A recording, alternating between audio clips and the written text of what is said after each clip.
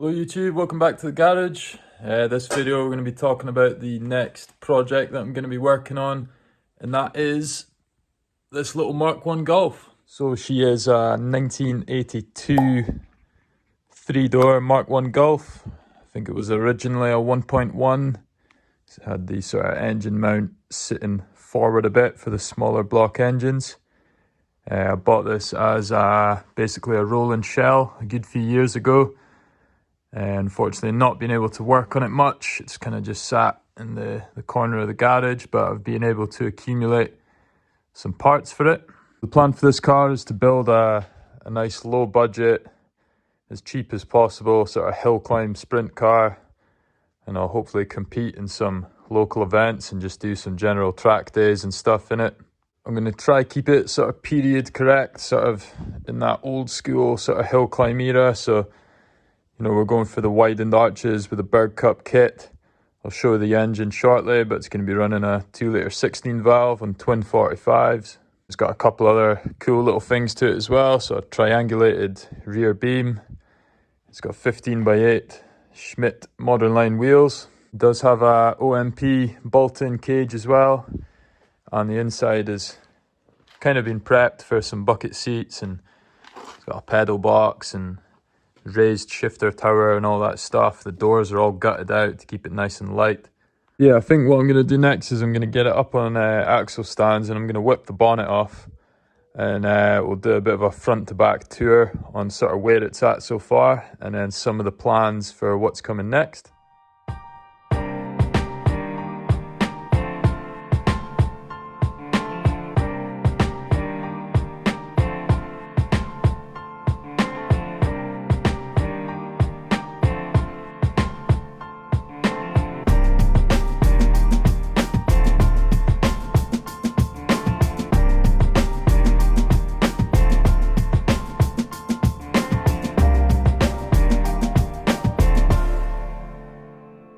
So car's up in the air now. We've whipped the bonnet off so we can get a look at the engine now. So like I say, it's trying to keep it period correct. So this is a 2-litre 16 valve ABF. So I pulled this out of a Mark III Golf 16 valve. It's got Weber twin 45s. They are second hand, but there's numbers matching carbs, so happy with that. Everything else internally completely standard.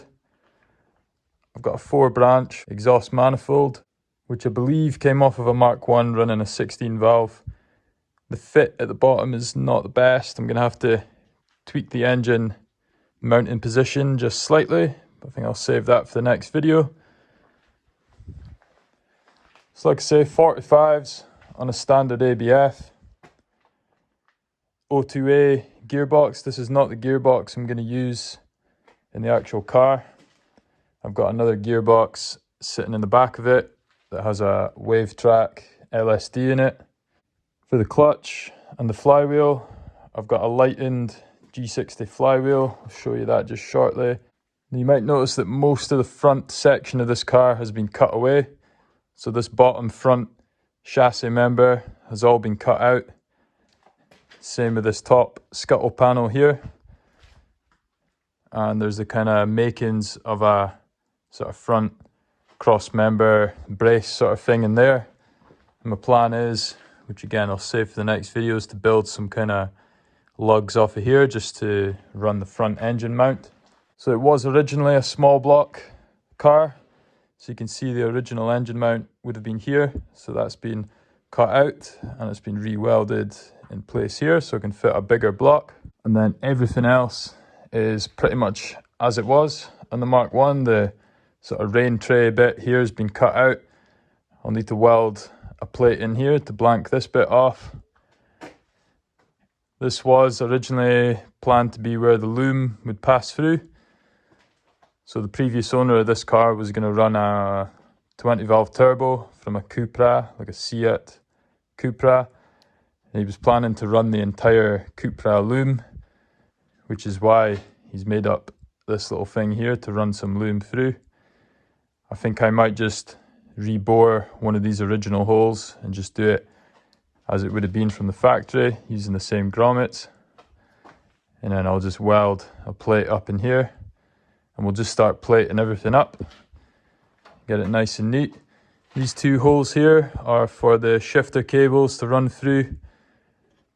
Obviously on my gearbox, because I'm running an O2A, I'll be running an O2J shifter tower, which means I can run O2J shifter cables and they'll run through this bracket, through the firewall, and then onto that raised shifter tower here. I'm using Epitech mounts, you just get these off the shelf. So basically O2A, O2J, this mount is exactly the same. That'll bolt your box up. And then I have an O2A specific mount here that sort of wraps around the whole diff casing. And then you can use the original rubber block. But like I say, I'm going to have to tweak some of that, so I'll show you that in a future video. For the engine side, again, it's just an Epitech one. I believe this is the same as a 180T conversion mount. I think I'll need to chop a bit more away from this cam belt cover just to let the bolt sit free. And then up the front here, again, I need to finish this mount, but this is an Epitech heavy duty front mount. I had to just chop away some of it in here because I'm running a different crank sensor, and I'll tell you why in just a moment. And then I think along the top I'll run another section of tube along there as well, and then from there I can just weld on little tabs to mount a radiator or an oil cooler or anything like that. So front suspension wise, these are FK G5 coilovers in the front. I've got new 100mm drive shafts, just standard knuckles. I've got some old 300mm discs on here. I'll have to drop down a size. I might just run some 280 G60s or something around that kind of size. Just keep it nice and simple. We're just running a standard Mk1 wishbone. All the steering and stuff is just totally standard for now. Then underneath, just to stiffen the chassis up, I'm running this 4-point cross member. So this was made by a chap called Andy that runs Saner Works. So you can buy these brand new from him, fully powder coated. I got one of these early on, so it's still in bare metal, but it's a cracking piece of kit, and it totally strengthens up this lower portion of your chassis. So this is the back side of that 4-point cross member.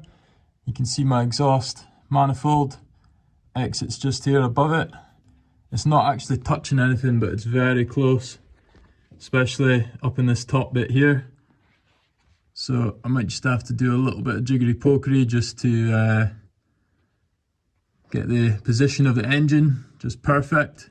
I might have to modify this manifold slightly as well. I would say that other than that, it's a pretty good fit. It gets quite close to the drive shaft in here, but there's enough clearance for that to never hit. And obviously it clears the brace quite nicely as well. It just gets quite close up in the chassis, up in here, but we should be able to rectify that, no problem. So in order to run the engine, this is going to be my setup. So I've got a Nodiz Pro. This is basically an ignition management system.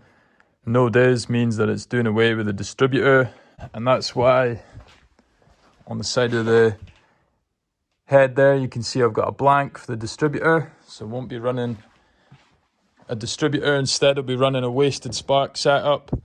So this is just the original ABF HT leads, and this is actually a Ford Z-Tech sort of coil pack setup. So that'll be one plug from the Nodiz. Now the only other sensor that you need for the Nodiz to run this engine is a crank sensor. So like I say, I'm running a slightly different one to the original. I'm not running a 16 valve crank sensor. I'm running I think it's a Mark III VR crank sensor. So that's literally all you need to get this thing up and running using the Nodiz. Obviously you've got positive and ground, the battery as well. And then you can map the ignition curve using this little management system where you can get it set up on the rollers, which I'll eventually do. There's the engine side of things. Like I said, I've got this lightened flywheel as well. So it's been machined down nice and light, should help the engine rev up nice and quick. And then I have this O2A gearbox. This was rebuilt a few years ago with new bearings and seals, and it had a wave track diff fitted to it as well. So it's got an LSD. So that should be good to go as well. It does have a Seat Leon dash in it just now that was cut up. I will be taking this out because I plan to run a Mark 1 dash. It has, let's say, the raised shifter tower. The old shifter hole has been blocked off. It has an old switch panel and stuff in it as well. The pedal box, so this whole area has been cut out and modified to take an OMP pedal box. And then this little plate sort of sits in there just to give it a sort of false floor and to cover up the master cylinders from the pedal box. So that's pretty much good to go. It's got the seat bars already, so I'll just have a couple of bucket seats and some harnesses that will tie onto the cage at the back. Now the steering wheel might look a bit funny. You might be wondering why there's a TT steering wheel in a Mark 1, and also why it's got a Seat key. That's because it's a bit of a hybrid. So it's got a Mark 1 steering rack, and then this first UJ here is Mark 1, and then that's actually tacked on just now to the end of a Corsa B steering column. And then up the top here, it's been modified so that the previous owner's intentions was to run the Seat Leon wiring right throughout. So he's got the Seat Leon ignition barrel, which obviously has the same splines on the end as like a Mark 4 Golf and an Audi TT and pretty much any Volkswagen of that era. Now the reason it's got that Vauxhall Corsa steering column is because that's an electric power steering setup. It's quite common conversion. You see these in lots of rally cars and lots of classic cars getting sort of retrofitted with a setup to help with the steering. Not totally sure what I want to do with this yet. I think the Corsa steering might be quite nice, especially on track. But because it's a bit of a hybrid and you've got lots of steering parts all kind of welded together here, I'm not too sure. I might just revert it back to a simple Mark 1 steering column. The roof skin, unfortunately, needs a bit of attention. It did have a sunroof, and the way it's been cut out before has meant the roof has a lot of movement in it, and yeah, it's got a heap of holes here from where a plate's been riveted on. I'm probably going to cut around the outside of this, maybe try fold a lip just to get a bit of strength back in the roof. And then I'll probably just plate up this hole just to keep it simple. And then what I might do is stick back in just a strengthening plate across here. I'll just glue it and maybe tack it to the sides just like it would have been from the factory, just to try regain a bit of strength because it's oil canning quite bad just now. The shell itself is in not bad nick. There's a few little bits that'll need welded up. Like the corner of the door here. The bottom of this door is just going slightly as well, and it will need a little bit just up here. Everything else is quite solid though. The rear arches have been cut out and sort of stitch welded up to the inner arch just to allow for the Berg Cup arches to go on. The car has been totally stripped down underneath, cleaned back, repaired and where it's been needed to, and the chassis has been, it's had a 3-stage treatment. So it's totally under sealed and stone chipped and ready to go. As for the Berg Cup wings, there still is a company, I'm not sure if they make them anymore, called NPS Plastics. And they sort of made the one-piece wings, which actually fit quite well. So there's just a couple of bolts holding them on just now. And they're just kind of taped on at the bottoms, but they fit quite well to the doors. That's just a quick and easy fit up bit. And then obviously the 8-inch wheels fill them out quite nicely. I do have the rear arches as well. I'll stick a picture in just now of them taped up. They don't fit so great, so they're going to need a bit of work. But like I say, I'm keeping this as low budget as possible, so I'm not going to be spending mega money on perfect arches and stuff like that. I'll just work with the stuff that I've got. So up at the rear, she's nice and solid as well. She's got a decent tailgate. It is going a bit at the bottoms here, but I'm sure I'll be able to clean that up fine and repair it if need be. Other than that, it's pretty solid. Quite good along this back panel. And I've got the lights and stuff to go as well. On the back panel here, she's going just a bit in this corner. I do have the repair panel for that, so I should be able to strengthen that up quite nicely. You'll have to excuse the dust. It's been sitting here for quite a while, but underneath at the back, like I say, it's got a triangulated rear beam. So that means there's no anti-roll bar. It's on rose jointed fittings here, and that triangulates down, and then these little towers have been welded on to each corner of the rear beam. There's also a bar that runs right along the length of the rear beam, and it bolts up at the end. That just prevents the rear beam from flexing when it's under load, so it keeps everything nice and tight. I've just got the standard rear mounts, but the bushes are poly bushed. So it's got FK G3 coilovers at the back, and then this beam has been converted to run a disc setup at the back. So it runs like a Mark II, Mark III stub axle at the back. I've got a little stub axle spacer sandwiched in there as well. And then I'm running Mark IV alloy calipers at the back. And then I think that's just a Mark II rear disc. The spare wheel well at the back has also been cut out. And a sort of false flat floor has been put in place. And my plan is just to run the original fuel tank in behind the beam there and run an original filler neck. The filler neck area is pretty solid, so I'm just going to keep that as it is, run it as it was intended. So yeah, that's pretty much where the little Mark 1's at just now. Obviously I still need to obtain a few parts. Trying to source a Mark 1 dash at the moment. I'm not bothered if it's a beat up one. Just something to replace the sort of modern looking Seat dash. Looking for a front brake setup as well. Something along the line of G60s or a Vauxhall setup at the front. We're running like a 280 disc that should squeeze under 15-inch wheels.